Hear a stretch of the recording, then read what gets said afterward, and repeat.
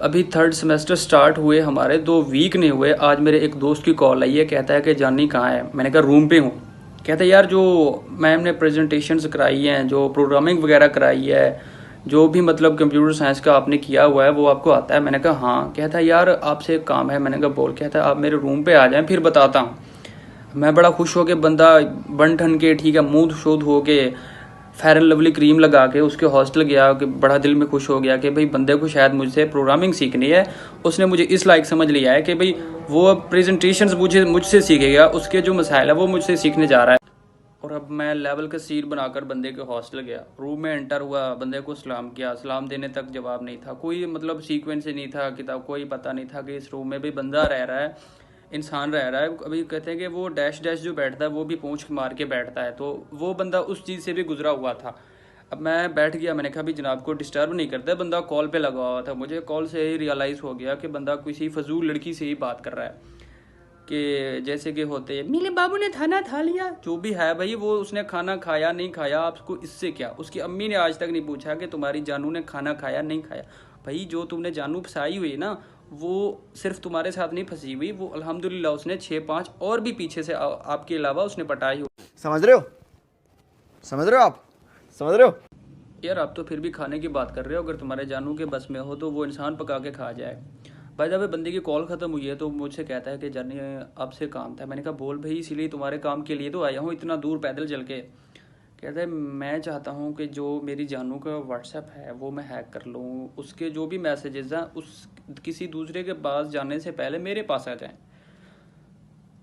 और यार ये सुनकर जो हालत हुई है ना कि यकीन करे, आई कांट एक्सप्लेन के बंदा इतना मतलब दूर पैदल चल के जाए और वहाँ जाके आपको इस तरह का रिस्पॉन्स सुनने को मिले, वो भी एक घटिया लल्लू पंजू जानू के लिए आप मतलब इतने पैदल चल के गए हो और जो काम की बात है वो उसने करी ही ना हो। आपको यकीन करें बंदे को ये ऐसे सोच के ना मुझे बड़ा मतलब डिच फील हुआ कि भाई इस दौर में इस तरह के भी अजल अजल लोग रहते हैं कि भाई पढ़ लो ठीक है, यूनिवर्सिटी आप जिस मकसद के लिए उसके लिए करो। बेटा अगर अब्बू को पता चल गया कि हमारा जो लल्ला है वो इस तरह की हरकतें कर रहा है यूनिवर्सिटी में जाकर, ठीक है, तो तुम्हारा कोई मतलब तुम्हारा कुछ भी नहीं रहने वाला। बड़ा हरामी हो बेटा। अगर हम तुम्हारे बाप होते तो यकीन करो मार मार के हमने आपके ऊपर वाला जबड़ा नीचे वाले से मिला देना था।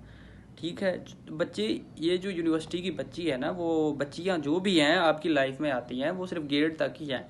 ठीक है, यूनिवर्सिटी के बाद उसने वो लानत वाला इमोजी भी आपको नहीं सेंड करना। ये जो आप जिसको कैंटीन पे बिठा के खर्चे करते हो, खुद आपके पास रिचार्ज के पैसे तक नहीं है, खुद हॉटस्पॉट मांग के आप उससे कॉल करते हो और उसको महीने वाला रिचार्ज करके देते हो ना। ठीक है, ये मैं आपसे डिग्री के बाद पूछूंगा कि हाँ भाई बता तेरी जानू कहाँ है जिसके लिए तू हमें इतना डिच करता था। तो यार बड़ा अजीब फील होता है कि इस दौर में भी ऐसे अजुल अजल जलील लोग रहते हैं। ठीक है, लोगों का हीरो कुछ मतलब किसी का, तो भाई पहले फ्यूचर बना लो अच्छा खासा। ठीक है, फिर ये जो जानू मानू है ये खुद ब खुद इसका अब्बा चलकर आपके पास आएगा कि बेटा ये हमारी फजूल सी बच्ची है, इसका हाथ आप ले लो। क्योंकि इस वक्त जो आपकी औकात है वो हाथ में फंसी मैल के बराबर नहीं है। तो ये आप पे जचता भी नहीं है कि ऐसी हालत में आप जानू मानू रखो। ठीक है, उम्मीद है आपको मेरी बात समझ में आ गई और नेक्स्ट ऐसा कोई सीन नहीं करने होगे। Thank you.